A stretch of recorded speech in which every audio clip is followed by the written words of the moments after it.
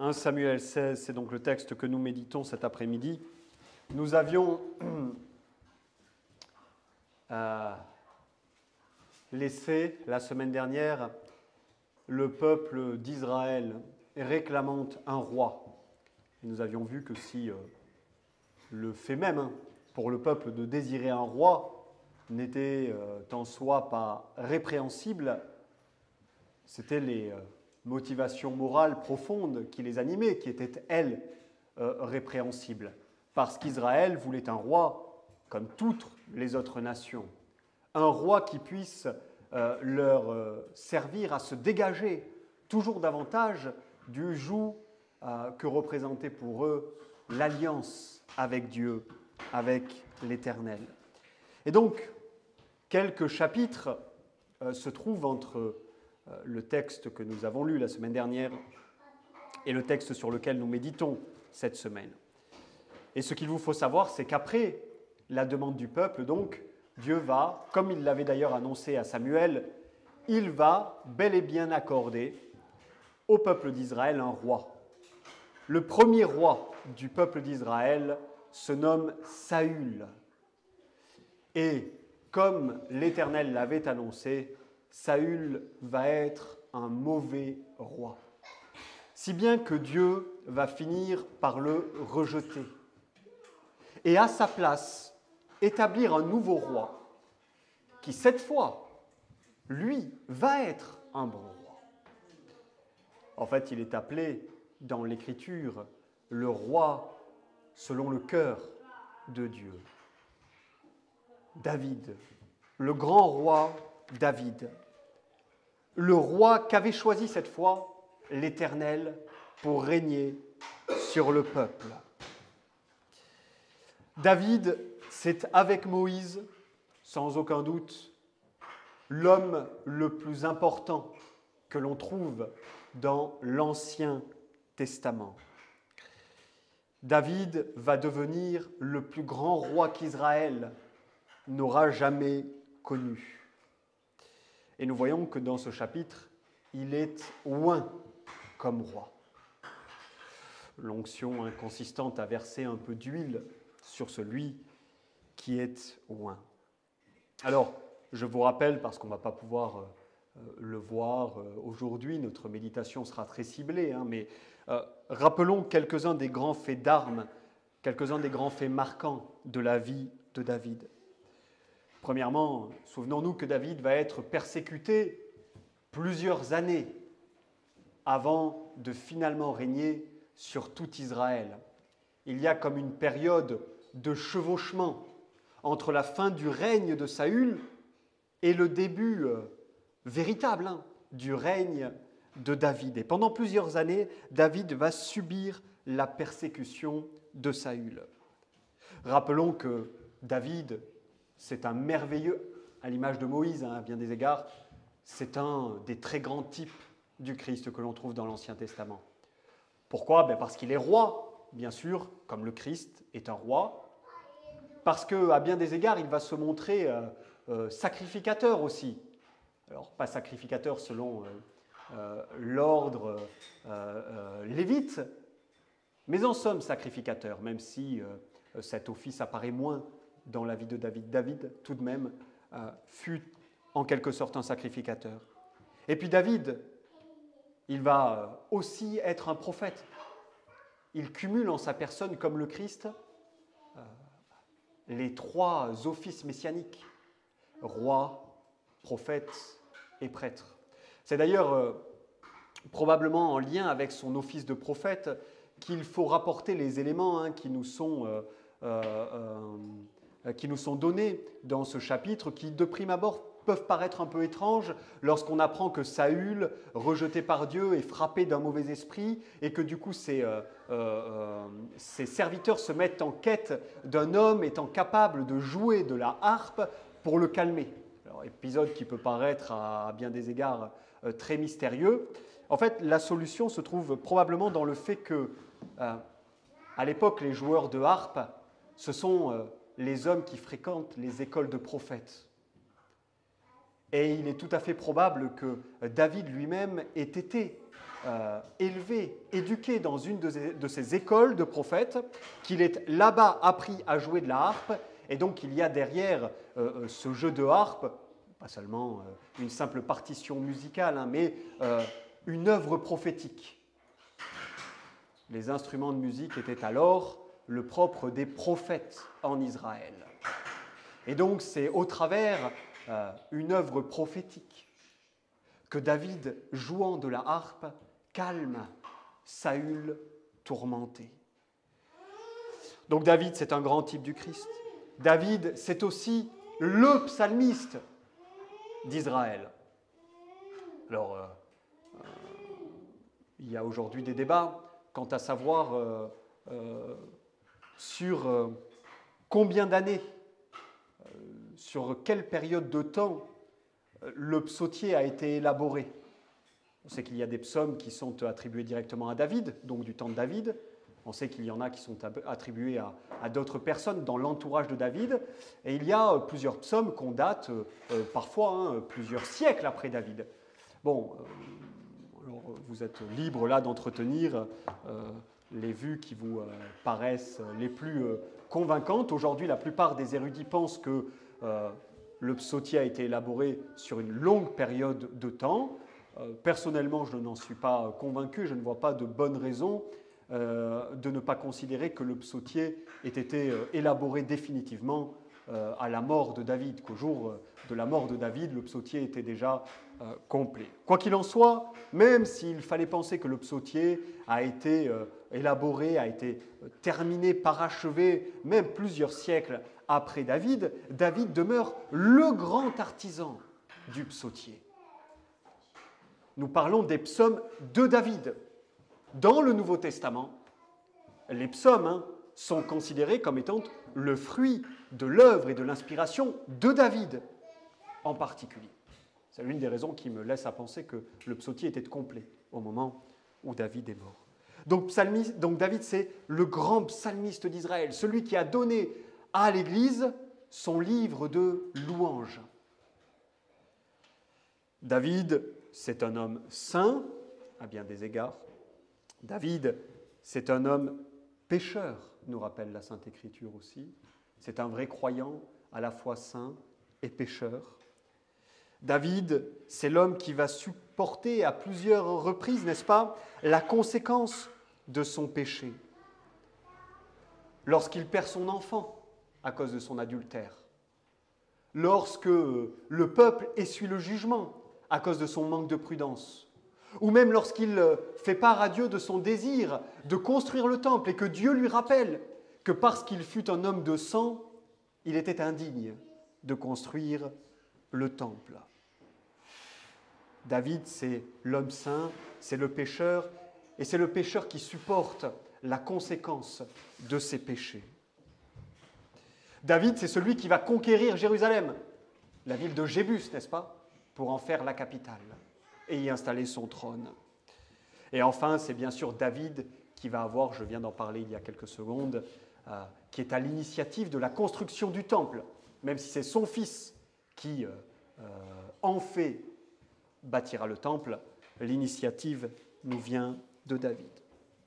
Alors, voyez, il y aurait de quoi à nourrir plusieurs méditations s'il nous fallait considérer la vie de David dans sa globalité. Mais nous bornons notre méditation, chers frères, cet après-midi, au verset 7 du chapitre 16. « Et l'Éternel dit à Samuel, ne prends point garde à son apparence et à la hauteur de sa taille, car je l'ai rejeté. L'Éternel ne considère pas ce que l'homme considère. L'homme regarde à ce qui frappe les yeux, mais l'Éternel regarde au cœur. » Vous voyez là, Samuel, lorsqu'il voit les fils d'Isaïe, alors Dieu lui a déjà dit que le futur roi se trouvait parmi les fils d'Isaïe, eh bien, lorsqu'il voit arriver Éliab, parce qu'Éliab a une apparence, belle apparence, une glorieuse apparence, Samuel pense que c'est lui qui est appelé par l'Éternel à devenir le roi d'Israël. Et nous trouvons cette grande déclaration célèbre dans les Écritures. L'homme regarde à ce qui frappe les regards, l'Éternel regarde au cœur. Alors nous allons méditer cet après-midi. C'est une des grandes vérités que nous enseigne la vie de David et son onction. Premièrement, nous allons méditer sur le regard de l'homme et deuxièmement, nous méditerons sur le regard de Dieu. Le regard de l'homme, pour commencer. Et l'Éternel dit à Samuel, ne prends point garde à son apparence et à la hauteur de sa taille, car je l'ai rejeté. L'Éternel ne considère pas, l'Éternel ne regarde pas ce que l'homme considère ou ce que l'homme regarde, si vous préférez. L'homme regarde à ce qui frappe les yeux, nous dit ce texte. Qu'est-ce que ça veut dire, ce qui frappe les yeux? Ce qui frappe les yeux, c'est ce qui brille, ce qui semble extérieurement beau et glorieux et fort. Ce qui frappe les regards, c'est ce qui impressionne de prime abord, n'est-ce pas? En bref, l'homme se fie aux apparences. On dit souvent, il ne faut pas se fier aux apparences. Eh bien, c'est ce que l'homme fait la plupart du temps. L'homme se fie aux apparences. Le regard de l'homme est, pour ainsi dire, purement horizontal et il est naturellement attiré, enclin à la pompe extérieure, à ce qui extérieurement en jette. Et nous avons là, chers frères, la source, la racine d'un péché.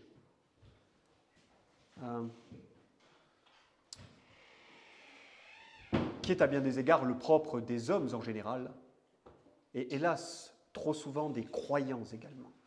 Pas seulement de l'homme naturel, mais du croyant aussi. Nous avons là la racine de ce que l'on nomme l'hypocrisie. La racine de l'hypocrisie, c'est ce regard de l'homme qui naturellement va être enclin et attiré vers ce qui brille, vers ce qui est pompeux, vers ce qui impressionne. Et naturellement, nous le savons, l'homme est manifeste par son hypocrisie. Si l'hypocrisie est corrigée, qu'elle est quelque peu effacée et mortifiée chez le croyant, en revanche, chez l'homme naturel, c'est un trait de caractère qui ressort manifestement. Jésus lui-même a averti ses disciples de prendre garde au levain des pharisiens qui était l'hypocrisie. Luc chapitre 12, verset 1. Luc chapitre 12, verset 1.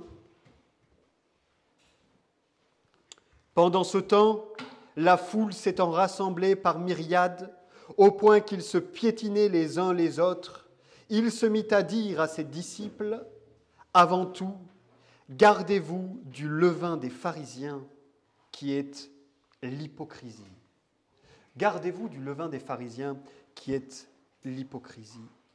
Et Jésus va nous expliquer dans l'évangile de Jean, au chapitre 5 et au verset 44, en quoi consistait exactement l'hypocrisie des pharisiens. Jean, chapitre 5, verset 44. Jésus dit aux pharisiens, « Comment pouvez-vous croire, vous qui recevez de la gloire les uns des autres et qui ne cherchez pas la gloire qui est de la part de Dieu seul ?» Voyez en quoi consiste l'hypocrisie fondamentalement. L'hypocrisie consiste à chercher la gloire des hommes plus que la gloire de Dieu. Et cette hypocrisie a sa source, a sa racine dans le regard de l'homme, sans cesse enclin, sans cesse attiré par ce qui frappe les regards, par ce qui impressionne et qui paraît glorieux. L'hypocrisie, si vous préférez en d'autres termes, c'est être happé par les choses qui frappent le regard, par les choses qui sont importantes aux yeux des hommes, de sorte que ces choses-là deviennent pour nous la seule chose qui importe vraiment. Et avec l'hypocrisie, avec cet amour pour les choses qui frappent le regard, pour ces choses qui importent aux hommes, avec ce sentiment qu'est l'hypocrisie, avec cet appétit pour ce qui frappe les regards, vient nécessairement, comme pour les pharisiens, la dépendance vis-à-vis de la louange des autres. Les pharisiens étaient des hypocrites parce qu'ils cherchaient la gloire des hommes. Ils cherchaient à être complimentés par les hommes. Ils cherchaient à recevoir leur louange des hommes. Ils regardaient les hommes pour se comparer à eux, faisant tout pour paraître des hommes pieux, sages, et ainsi recevoir de la part des autres des louanges et des compliments. Et n'est-ce pas là ce que nous percevons naturellement, à la fois chez les autres, mais sans aller chercher chez les autres, dans notre propre cœur? Parce que, croyez-le, c'est un problème, l'hypocrisie, c'est un problème aussi pour les croyants. Jésus s'adresse aux croyants, à ses disciples avant tout, lorsqu'il dit de se garder du levain des pharisiens. Il ne s'adresse pas aux pharisiens, il ne s'adresse pas aux sadducéens, il ne s'adresse pas aux scribes, il s'adresse à ses disciples. Gardez-vous du levain des pharisiens qui est l'hypocrisie. N'est-ce pas l'hypocrisie qui conduisit Pierre à renier le Christ? N'est-ce pas l'hypocrisie qui, quelques années plus tard, le conduisit à judaïser alors qu'il se trouvait en compagnie de Paul et des croyants d'origine non juive, gentille? L'hypocrisie, c'est un danger pas seulement pour les gens du dehors, c'est un danger pour les croyants, c'est un danger pour vous. C'est un danger contre lequel il faut lutter. C'est un danger qu'il faut mortifier, sans quoi il produira des fruits d'une amertume à nul autre semblable dans votre vie. Si vous êtes attiré par la pompe extérieure, si tout ce qui vous paraît important, c'est le regard que les gens jettent sur vous, si tout ce que vous désirez, c'est obtenir des gens qui sont autour de vous et des autres, des compliments et des louanges, ce sont des symptômes-là de l'hypocrisie que condamne le Christ et avec lui la Sainte Écriture. Et vous devez lutter contre l'hypocrisie, vous devez mortifier ce péché. Alors comment faire? Comment mortifier l'hypocrisie? Comment lutter contre l'hypocrisie? Premièrement, en évitant les catalyseurs de l'hypocrisie. En évitant les catalyseurs de l'hypocrisie. Et vous avez aujourd'hui deux grands catalyseurs de l'hypocrisie. Un qui est en train de passer de mode pour ainsi dire, et un autre qui connaît son âge d'or. D'un côté la télévision, et de l'autre les réseaux sociaux. Vous avez là tout ce qu'il faut entre la télé et les réseaux sociaux pour créer un monde qui ne soit que superficialité, qui ne soit que superficiel, pour créer un monde qui va vous conduire tout droit à l'hypocrisie. Vous avez là, autrement dit, le royaume des apparences, là où rien n'est vrai, là où tout n'est qu'une image, là où tout n'est que fantasme, là où tout n'est que fantôme.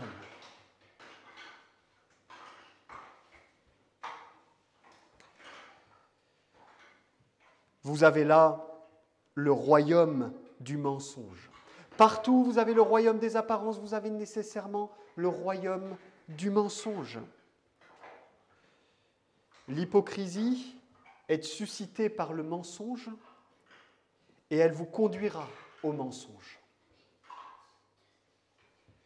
C'est un mensonge qui va faire naître en vous l'hypocrisie. Et l'hypocrisie ensuite vous conduira au mensonge. C'est un mensonge qui va vous faire croire que, je ne sais pas, admettons, c'est un mensonge qui vous fera croire que le gabarit normal pour une femme, c'est de faire du 36, comme on voit les filles à la télévision qui font du 36, ou celles qui posent sur les réseaux. C'est un mensonge. Et cela va susciter en vous l'hypocrisie, de vouloir paraître comme ce que vous voyez. Un autre exemple.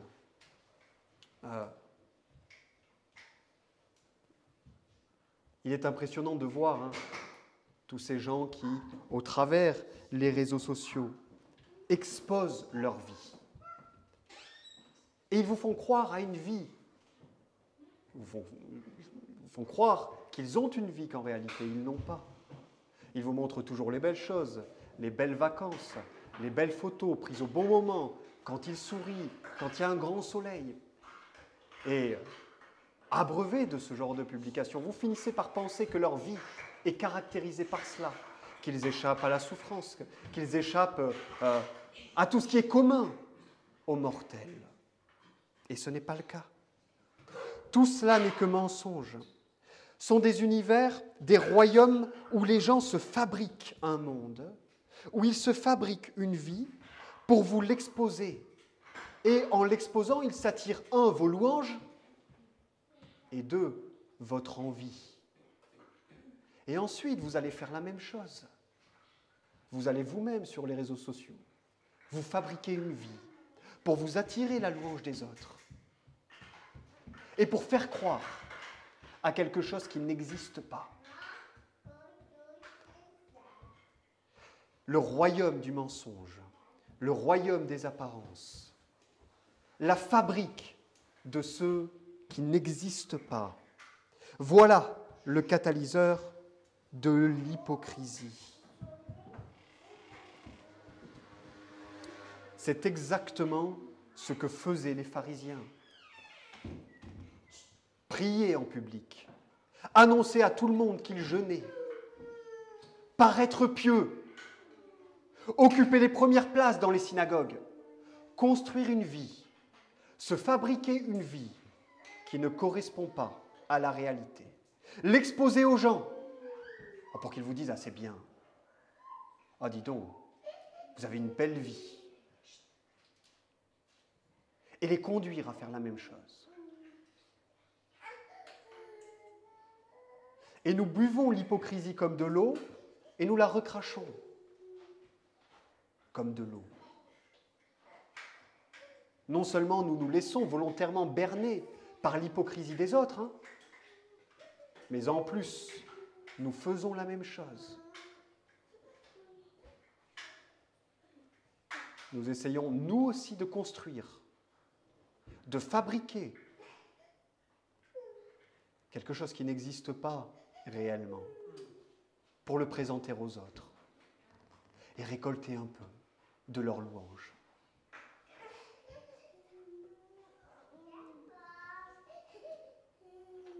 Si vous voulez éviter l'hypocrisie, commencez par éviter tout ce qui va faire office de catalyseur d'hypocrisie. Si vous passez votre vie devant la télévision, si vous passez votre vie sur les réseaux sociaux, vous serez nécessairement hypocrite. Vous serez nécessairement hypocrite.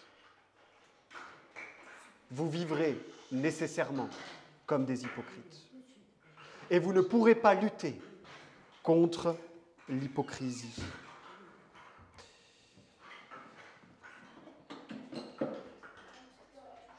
Deuxièmement, Si donc il y a la première chose à faire pour mortifier et combattre l'hypocrisie, c'est d'éviter les catalyseurs de l'hypocrisie.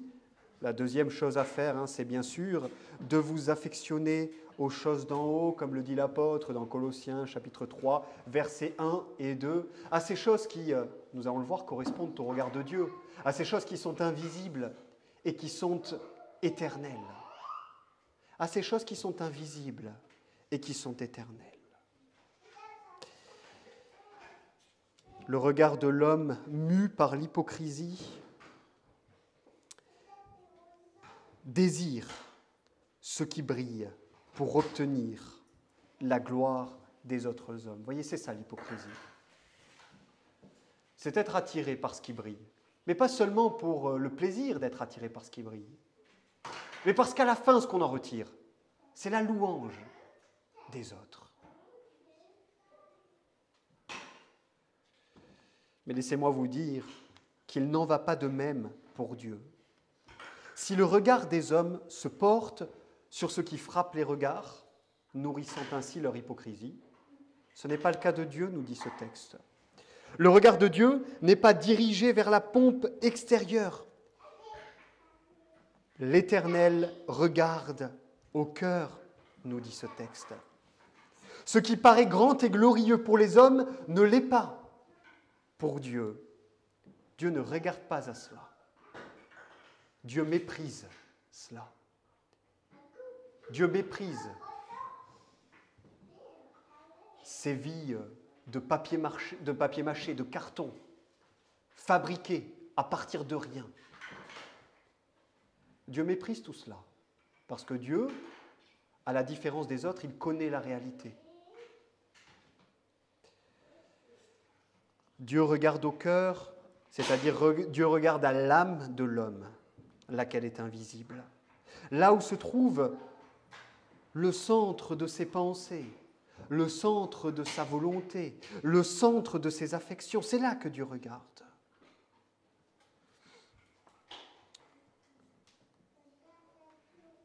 La pompe extérieure, ça peut être un masque qui permet de tromper les autres. Vous pouvez tromper tout le monde par votre hypocrisie, même le regard le plus affûté et inquisiteur. Si vous êtes un bon hypocrite, vous pouvez tromper tout le monde. Tout le monde. À l'exception de Dieu. Vous ne tromperez jamais Dieu, parce que le regard de Dieu pénètre toutes choses. Que le regard de Dieu pénètre le fin fond, le tréfond de l'âme humaine. Ce qui se trouve dans le cœur. Dieu regarde au cœur. Cela signifie que Dieu, bien sûr, est celui qui sonde les cœurs. Vous vous souvenez, Jérémie chapitre 17, verset 10, l'Éternel est celui qui sonde les cœurs et les reins. Mais ça veut dire aussi que Dieu juge les cœurs et ce qui s'y trouve. C'est ça que ça veut dire quand on dit que Dieu regarde au cœur. Ce n'est pas seulement que Dieu connaît les cœurs, qu'il sonde les cœurs, parce qu'il est l'être omniscient, parce qu'il a la connaissance de toutes choses. Non seulement Dieu connaît les cœurs, ce qui s'y trouve, mais en plus il les juge. Et c'est exactement, Hébreux chapitre 4, ce que la parole fait aussi, nous dit l'apôtre. La parole est à ce titre-là le prolongement de la pensée de Dieu. Elle aussi juge des pensées secrètes et des sentiments du cœur. Dieu approuve les cœurs sincères et il condamne les cœurs impies. Alors vous voyez, nous avons deux regards différents. Le regard de l'homme naturel, enclin à ce qui frappe les regards, racine de l'hypocrisie.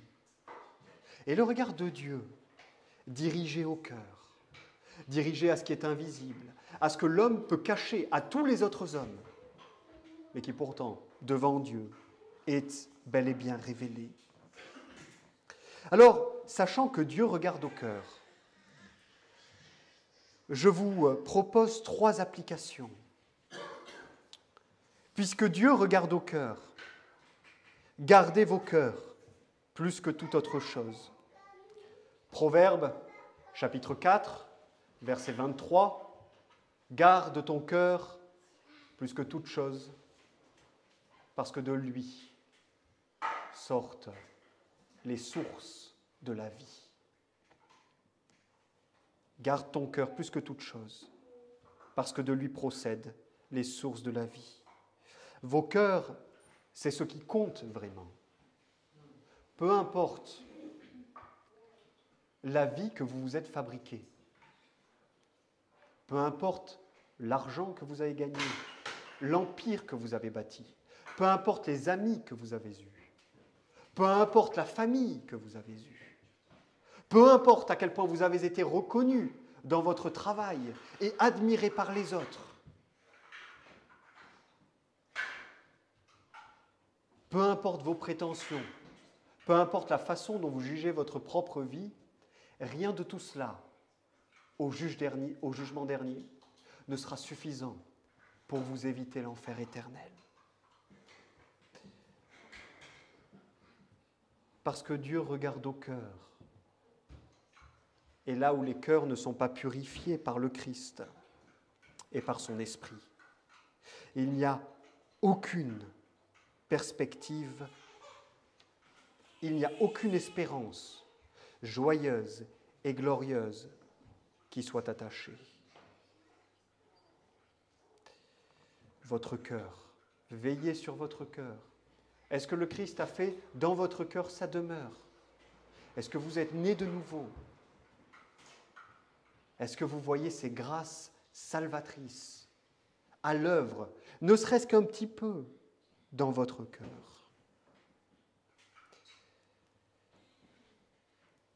Si ce n'est pas le cas, alors courez au Christ. Dieu connaît votre cœur, Dieu juge votre cœur, et vous ne pouvez pas le tromper là-dessus. Vous pouvez tromper les autres, vous pouvez même vous tromper vous-même. C'est ce qu'avaient fait les pharisiens, n'est-ce pas? Par leur hypocrisie, non seulement ils trompaient les autres, mais ce qu'on voit dans l'Évangile, c'est qu'ils arrivaient à se tromper eux-mêmes. À penser que vraiment, leur attitude était correcte. Ils lisaient dans l'approbation des autres l'approbation de Dieu. Vous pouvez tromper les autres, vous pouvez vous tromper vous-même, mais vous ne tromperez pas Dieu. Et au jour de votre mort, pour entrer en présence de Dieu, il vous faudra des cœurs purifiés. Ce n'est pas sur cette base-là que Dieu vous fera entrer auprès de lui. Dieu vous fera entrer auprès de lui seulement en raison du Christ et de son œuvre parfaite. Mais si le Christ et son œuvre parfaite vous ont été imputés, si vous en êtes au bénéfice, alors vous avez nécessairement un cœur nouveau et régénéré.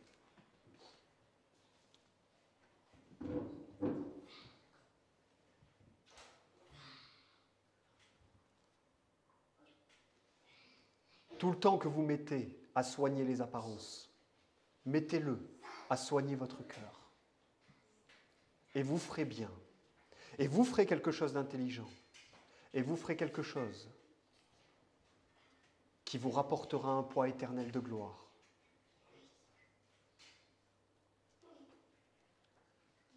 Gardez vos cœurs.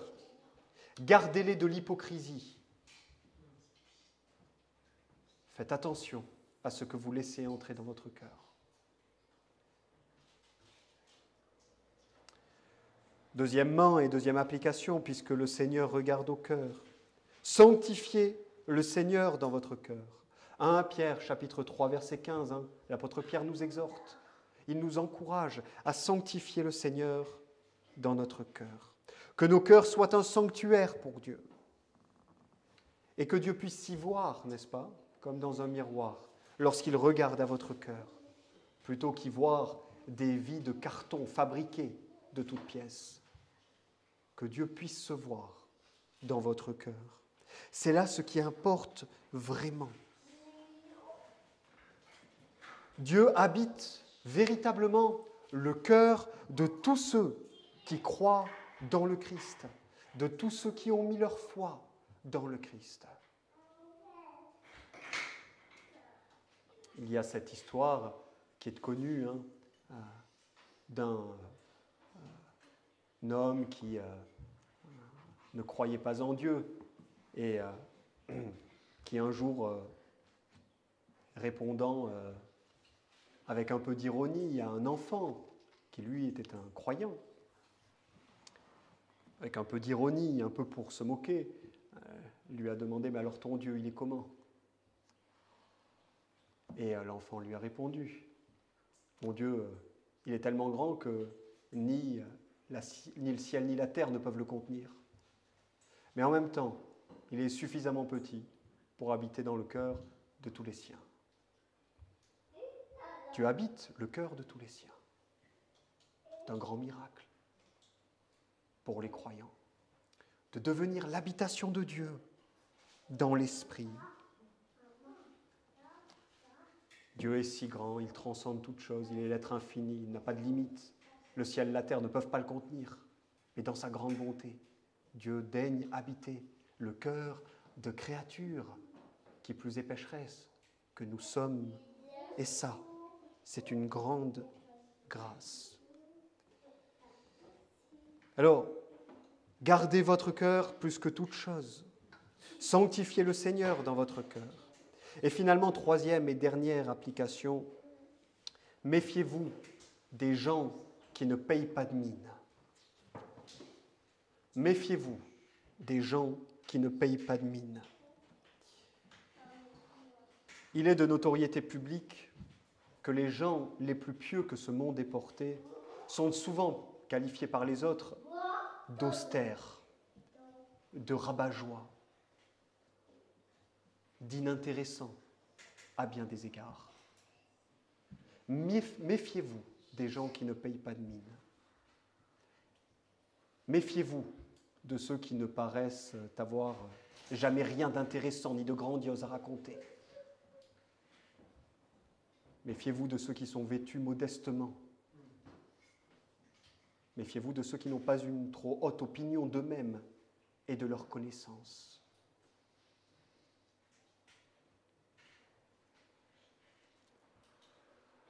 Il y a quelques mois de ça, sur un forum, j'ai vu un homme qui postait un message et sur ce forum, on pouvait mettre comme un slogan avec son nom, son prénom, une fois le message posté. Et le slogan que cet homme avait choisi, c'était « Je suis ce genre d'homme qui connaît plus de choses qu'il ne le devrait et moins qu'il ne le pense. Je connais plus de choses que je devrais et moins que je ne le pense. » Mais on est souvent très à même de penser qu'on connaît beaucoup de choses, n'est-ce pas? Qu'on a atteint un niveau de connaissance très impressionnant. En réalité, nous sommes tous, plus ou moins, des gens qui pensons connaître plus que ce que réellement nous connaissons. Alors méfiez-vous de ces gens qui ne payent pas de mine, qui ne se vanteront de rien, qui n'auront pas de prétention. Méfiez-vous d'eux parce que vous pourriez avoir devant vous des hommes d'une piété extraordinaire.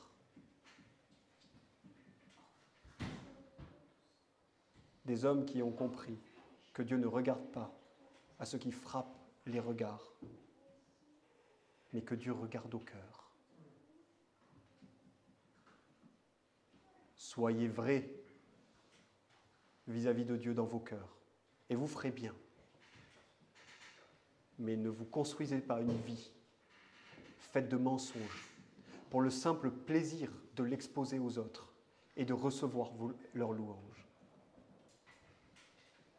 Parce qu'alors, vous ferez acte d'hypocrisie. Gardez-vous du levain des pharisiens qui est l'hypocrisie. Soignez votre cœur. Prenez soin de votre cœur. Parce que Dieu regarde au cœur. Levons-nous pour prier.